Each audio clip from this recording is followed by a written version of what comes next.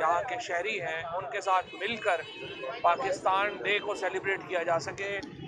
ये पाकिस्तान की 75वीं आज़ादी का साल है और इस साल में बड़ी हमने तो जब पीटीआई की हुकूमत थी तो हमने तो बड़े प्रोग्राम तरतीब दिए थे।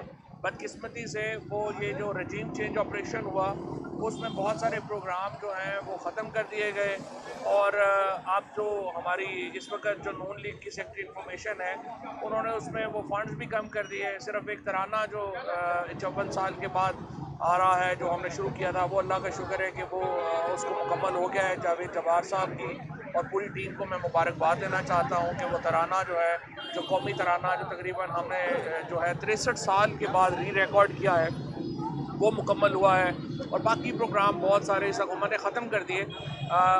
हमारी तो ख्वाहिश ये थी कि एक ऐसा इस साल पाकिस्तान एक ऐसी हम जश्न आज़ादी मनाते कि जो रहती तारीख तक जो है वो उसको देखा जाता।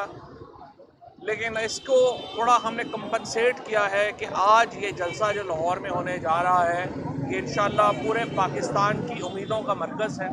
इमरान खान जो इस वक्त पूरे पाकिस्तान की कौम की उम्मीदों के मरकज़ हैं वो इस जलसे में आइंदा का लाएअमल जो है वो देने जा रहे हैं और ये हमारा हकीकी आज़ादी का जो एक ख्वाब है हम उसको इंशाल्लाह पूरा करेंगे। आखिरी मरहला उसका जो है वो शुरू हो गया है।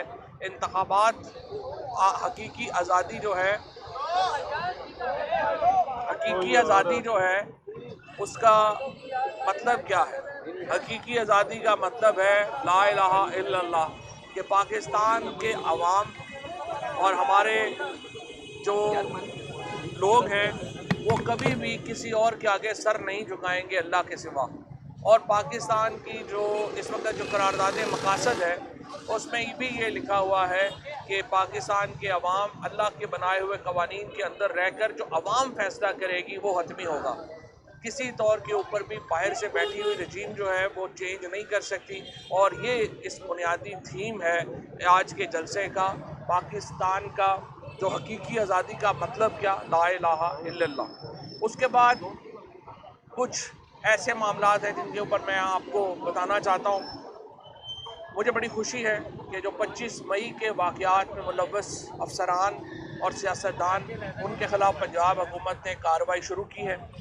यहाँ पे ये भी एक बड़ी खुशी की बात है कि उन्होंने इसको फाशिज़म की तरह, जिस तरह एक फाशिस्ट हमारे ख़िलाफ़ कार्रवाइयाँ हुई इस्लामाबाद में, हमारे लोगों को उठाया गया, उस तरह की कोई कार्रवाई पंजाब में नहीं हुई है। पंजाब में अता तारड़ और अब शायद राना सनाउल्लाह के ऊपर इन तमाम लोगों को जो है वो तफ्तीश में शामिल किया जा रहा है। तफ्तीश में शामिल करना पुलिस का हक है। अगर अता तारड़ और राना सनाउल्लाह और दीगर मुलव्वस लोग जो हैं वो इस्लामाबाद में छुप के बैठे रहेंगे तो वो उसके मुताबिक उनको इश्तिहारी डिक्लेयर कर देंगे। लेकिन मैं ये समझता हूँ उन्हें बिल्कुल खौफज़दा नहीं होना चाहिए। उन्हें आके इस तफ्तीश में शामिल होना चाहिए, अपने किरदार की वजाहत करनी चाहिए और ख़ुसूसन 2 लोग जो शहीद हो गए, जिनको रावी ब्रिज से नीचे फेंका गया 25 मई को, उनकी जानें चली गईं, उनकी जो फैमिलीज़ हैं उनको इत्मीनान ही नहीं मिल सकता जब तक इस कत्ल में मुलव्वस अफसरान और उनको हुक्म देने वाले जो हैं वो अपने अंजाम को ना पहुँचाएं। लिहाजा कल जो हमारी पार्टी का जो मुतालबा है हुकूमत पंजाब से वो हमने उनको पहुँचाया है और वो ये है कि 15 दिन के अंदर ये 25 मई के वाक़यात में मुलव्वस लोगों के ख़िलाफ़ तहकीकात मुकम्मल की जाएँ। हमें बताया गया है कि अता तारड़ और जो बाकी मुलव्वस लोग हैं जिनमें राना सनाउल्लाह भी शामिल हैं, बाकी लोग भी शामिल हैं, उनके ख़िलाफ़ तफ्तीश का जो आगाज़ है वो कर दिया गया है और 15 दिन में इसका जो मामला है वो उसके ऊपर एक फैक्ट रिपोर्ट जो है वो पेश की जाएगी। तो पहली बात तो ये है कि मैं और इसके साथ जो SHOs उसमें मुलव्वस थे उनको जो है वो हटा दिया गया है उहदों से। कुछ लोग जो हैं उनको गिरफ़्तारियाँ भी जो हैं वो उनकी की जा रही हैं और ये तमाम मामला जो हैं हम चाहते हैं 15 दिन के अंदर जो हैं इनको मुकम्मल किया जाए और 25 मई के वाक़यात में शामिल तमाम जो नून लीग की क़यादत है और जो यहाँ के थानेदार थे उनको गिरफ़्तार जो है वो किया जाए या जो भी उनके ख़िलाफ़ कानूनी कार्रवाई है वो की जाए। हमजा शहबाज एक दफ़ा फिर मुल्क से फ़रार हो गए हैं। 24 अरब रुपए के केस में आज ये केस लगे भी हुए थे। ना शहबाज शरीफ पेश हुए, ना हमजा शहबाज पेश हुए, और उनको जो है एक दफ़ा फिर इस्तिस्ना मिल गया। दूसरी तरफ आपने देखा एक चूँकि गरीब थी, उनके घर पे रात को रेड होता है। 10 महीने की बच्ची इस्लामाबाद की पुलिस जो है वो कस्टडी में लेती है। उसकी माँ को कस्टडी में जो है वो लिया गया, और फिर अगले दिन वो बच्ची पेश हुई, उनको बच्ची को नहीं मिलने दिया गया। ऐसे ममालिक जहाँ पे कानून का ये इतना बड़ा फ़र्क हो कि आप अमीर के लिए कानून और है, गरीब के लिए कानून और है, वो मुआशरे ही तबाह हो जाते हैं। आपने एक तरफ आज शहबाज शरीफ को, हमजा शरीफ जिनको 24 अरब रुपए के केस में वो मुलव्वस हैं, रमज़ान शुगर मिल का केस अलहदा है, आप रोज़ाना उनको इस्तिस्ना दी जा रहे हैं। दूसरी तरफ आपने एक गरीब ड्राइवर की कि जी वो ड्राइवर पेश नहीं हो रहा, लिहाजा उसकी बीवी और जो बेटी है, जो घर में लोग औरतें उनको उठा के ले जाएं। ये किसी महज़्ज़ब माशरे में ऐसा नहीं होता जो ये यहाँ पे हुआ और इस्लामाबाद में हुआ। इसकी बड़ी शदीद मज़म्मत भी हमने की है। अब अल्लाह का शुक्र है कि आज ये दोनों माँ बेटी जो है वो आपस में मिल गए हैं, माँ को रिहा कर दिया गया है, कल ज़मानत मिली। मैं PTI की जो लीगल टीम है उसको भी मुबारकबाद देना चाहता हूँ, जिस तरह से उन्होंने ये केसेस लड़े हैं। और फिर शहबाज गिल का जो कल केस हुआ, इतना बड़ा मीडिया प्रोपेगेंडा वहाँ पे जनरेट किया गया, उसके ऊपर जो है वो भी केस जो है वो अब वो रिमांड में आ गए हैं, उनकी ज़मानत दायर हो गई है। इंशाअल्लाह सोमवार को इसके ऊपर जो है वो बेल जो है वो उनकी भी आ जाएगी। ये तमाम मामलात हैं जिसके ऊपर हम चल रहे हैं। इसके साथ साथ मैं आपको ये भी बता दूं कि कल चीफ मिनिस्टर साहब की मुलाकात हुई थी इमरान खान साहब से। हमारी जो कोalition के मामलात हैं वो बड़े अच्छे चल रहे हैं। परवेज़ इलाही साहब ने इमरान खान को ये यकीन दिलाया है कि जो विजन है PTI का वो इम्प्लीमेंट किया जाएगा पंजाब में, और उसके लिए हमने अब एक ऐसी हमने कोalition के लिए एक कमेटी क्रिएट कर दी है ताकि इंडिविजुअल MPs जो हैं उनके मसले मसाइल जो हैं वो उसको एक निज़ाम में, मरबूत निज़ाम में लाया जा सके। स्पीकर साहब जो हैं उसको उसका कन्वीनर जो है वो बनाया गया है, और उनके साथ जो 10 रुकनी कैबिनेट के जो सीनियर मेंबरान हैं वो उस कमेटी में डाले गए हैं। सो तमाम जो PTI के लोग होंगे उनको ये कमेटी जो है वो लुक आफ्टर करेगी, और इनके मामलात जो हैं वो कमेटी के ज़रिए जो हैं वो चलेंगे। इंडिविजुअल जो हमारे राब्ते हैं वो हम इन कमेटी के ज़रिए, स्पीकर साहब के ज़रिए जो है वो हम इस कमेटी को जो है वो चलाएँगे, और बड़ा मरबूत निज़ाम इंशाअल्लाह ये चलेगा।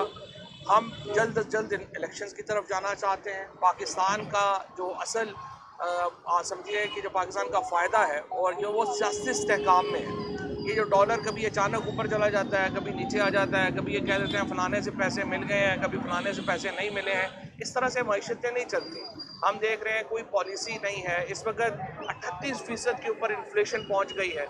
हमारा इस वक्त जो ऑयल प्राइस थी दुनिया में वो $90 पे आ गई, यहाँ पे तेल की कीमत कम नहीं हुई। हमने देखा कि तेल, ये खाने के जो घी की कीमत है दुनिया में कम हुई, यहाँ पे कम नहीं हुई।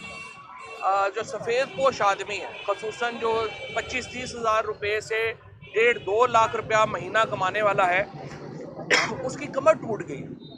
उसको खाने पीने की अशिया जो है वो बहुत महंगी हो गई हैं। उसके साथ जो ईंधन की कीमतें हैं वो बड़ी महंगी हो गई हैं, और आम आदमी की ज़िंदगी अजीरन है। और ये सारा कुछ इसलिए हो रहा है कि सियासी इस्तेहकाम नहीं है। सियासी इस्तेहकाम आपका इलेक्शनों से आना है, और इंशाल्लाह आज इमरान खान इस ज़मन में एक बड़े लाएमल का ऐलान करेंगे, और यहाँ से हमारी तहरीक का अगला मरहला शुरू हो। अच्छा, फवाद साहब ये फरमाइएगा कि कल शहबाज गिल ने जो बयान दिया तो ये बताएं कि वो किसके कहने पे दिया, और दूसरा आप अमेरिका के खिलाफ बातें करते रहे, आपने $25,000 के ऊपर एक कंपनी हायर की है, उस हवाले से क्या कहते हैं? सही बात है। पहली बात तो यह है कि शहबाज गिल ने कल मैजिस्ट्रेट के सामने ही बयान दे दिया। उन्होंने कहा है कि वो जो बयान उन्होंने दिया था वो उन्होंने खुद दिया था, डिस्पाइट कि उनके ऊपर बड़ा प्रेशर डाला गया कि वो कहें कि ये इमरान खान ने, ना कोई मीटिंग हुई, ना कोई बयान हुआ, ना कुछ हुआ। ऐसे ये राना सनाउल्लाह को किस्से कहानियाँ गढ़ने का शौक़ है, वो आके बैठ जाते हैं, वो और हमारी कैंडी क्रश चैम्पियन जो हैं वो आके बैठ जाते हैं रोज़ाना झूठ बोलने। ये जो और उसके ऊपर भी पार्टी ने भी अपनी पॉलिसी जो है वो वाज़ेह कर दी है, और अब जो है वो मामलात इंशाअल्लाह ताला बेहतरी की तरफ जा रहे हैं। मुझे उम्मीद है कि ये मामला भी जल्द रिजॉल्व हो जाएगा। जहाँ तक अमेरिका में कंपनी का ताल्लुक है, कोई PTI ने कोई कंपनी जो है वो हायर नहीं की है। PTI USA ने मीडिया रिलेशनशिप कंपनी हायर की है। मीडिया रिलेशनशिप कंपनी का मतलब यह है कि जो वो वहाँ पे मज़ामीन लिखें या वहाँ पे बयानात दें वो अखबारों में आने चाहिए, मीडिया में आने चाहिए। पूरी दुनिया में मीडिया रिलेशनशिप कंपनीज होती हैं।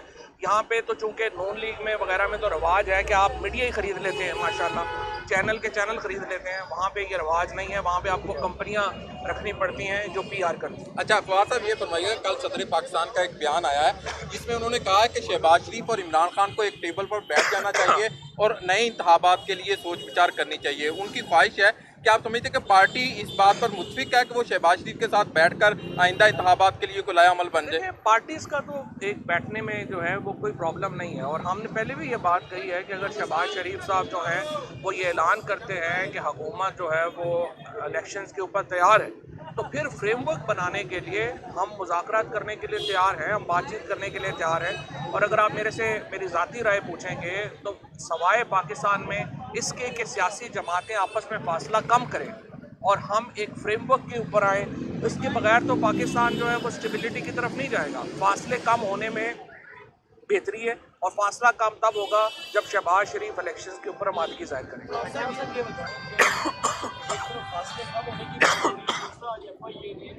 इमरान खान को एक लेटर लिखा है कि 96 से लेकर आज तक की तमाम फंडिंग का हिसाब दिया जाए। 96 से लेकर आज तक की तमाम फंडिंग का हिसाब दिया जाए। ये मामले को अगेन फिर कॉम्प्लिकेट करने की बात हो रही है, और किस चीज़ की फंडिंग का हिसाब मांग रहे हैं? नसीर साहब, पहली बात तो ये है कि हमारे पास तो सारा हिसाब मौजूद है और पॉलिटिकल पार्टीज़ को अपना हिसाब देना भी चाहिए। मसला ये है कि इलेक्शन कमीशन में हमने सिर्फ ये कह रहे हैं कि नून लीग का, पीपल्स पार्टी का, बाकी जमातों का हिसाब भी लोगों के सामने ले आए ताकि कंपैरिजन हो जाए, लोगों को पता चल जाए कि कौन क्या कब कहाँ क्या हो रहा है, और उसके मुताबिक ताकि हम इसको आगे बढ़ा सकें। झगड़ा सिर्फ इतना है, जो FIA के नोटिस हैं या ये कहना कि हमें बनी गाला पे छापे मारने हैं, तो फिर तो जाती उमरा भी कोई ज़्यादा दूर नहीं है। जाती उमरा भी दूर नहीं है, यहाँ पे पंजाब की लीडरशिप के घर भी दूर नहीं है। मैं ये कह रहा हूँ तलखियाँ बढ़ाना तो बड़ा आसान है, कोई मसला नहीं है, हम इन सबको उठा के जेल में डाल देंगे, हमारी हुकूमत है यहाँ पे।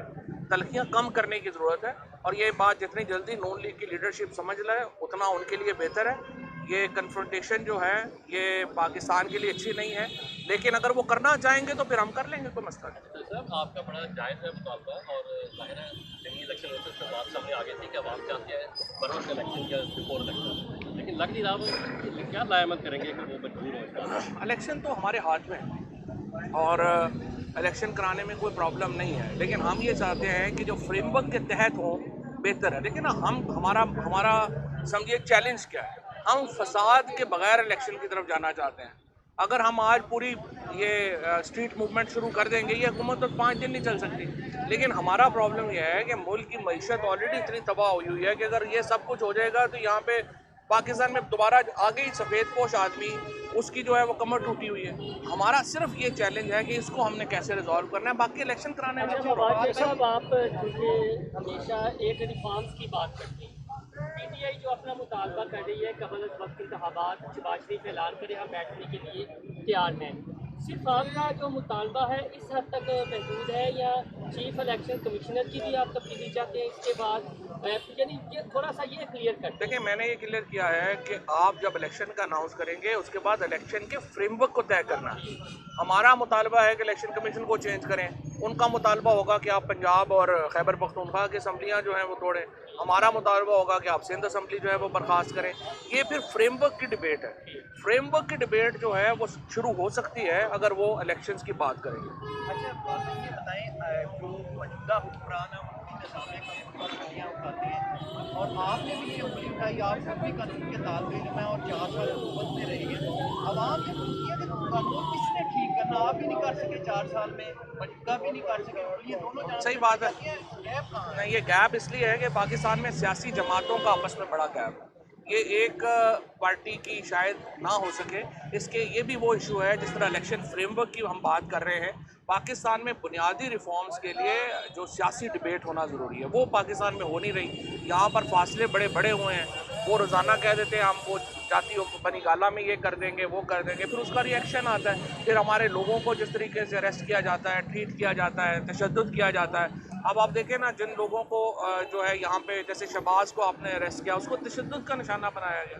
फिर उसके बाद आप ये तवक्को करें कि आगे से जो है वो कोई ये तो नहीं होगा ना, हम तो मुसलमान हैं, हमने तो फिर ये है कि हम पे तो फिर फ़र्ज़ हो जाता है कि जुल्म के ख़िलाफ़ खड़ा होना है। हमारा ये तो नहीं है ना कि एक गाल पे मारे तो दूसरा गाल आगे कर दो। इमरान खान का भी है कि मुझे जो है इलेक्शन से बाहर करने की कोशिश की जा रही है, क्या हुकूमत हमें बाहर कर सकती है? अगर बाहर हो तो पीटीआई का क्या मुस्तकबिल? इस वक्त तो हुकूमत की नीयत यही है, वो चाहती है कि किसी तरीके से, क्योंकि वाहिद तरीका नून लीग और पीपल्स पार्टी, वाहिद तरीका जिसके तहत वो इलेक्शन में लड़ भी सकते हैं, वो ये है कि इमरान खान ना हो। इसके अलावा तो उनको पता है उनकी ज़मानतें जब्त हो जाएंगी। आज 9 के 9 हलकों में इमरान खान ने कागज़ जमा करा दिए हैं, तो फजलुर रहमान या शहबाज शरीफ साहब हिम्मत करें ना, आज 9 के 9 में इलेक्शन लड़ ले ज़रा, ताकि उनको भी अपनी पॉपुलैरिटी का पता चल जाए। सवाए इमरान खान के किसी का कद ही नहीं है कि वो पाकिस्तान, पूरे पाकिस्तान को इस तरह की नुमाइंदगी कर सके। तो इसलिए ये जो लोग हैं ये सारे इमरान खान से खौफजदा हैं, और जब आप खौफजदा होते हैं तब आप इस तरह की बातें करते हैं कि इनको भी डिस्क्वालीफाई कर। इमरान खान के बगैर पाकिस्तान की सियासत क्या होगी? ये तो मजाक होगा। फिर आप पीटीआई का नहीं, पाकिस्तान की सियासत का मुस्तकबिल ख़त्म है। फिर तो आप शुमाली कोरिया वाला सिस्टम लगा दें पाकिस्तान में, फिर आप पाकिस्तान को नॉर्थ कोरिया डिक्लेयर कर देना, अगर आपने इमरान खान को डिस्क्वालीफाई जो आप पहले थे हुकूमत में, अब उनके जो है ना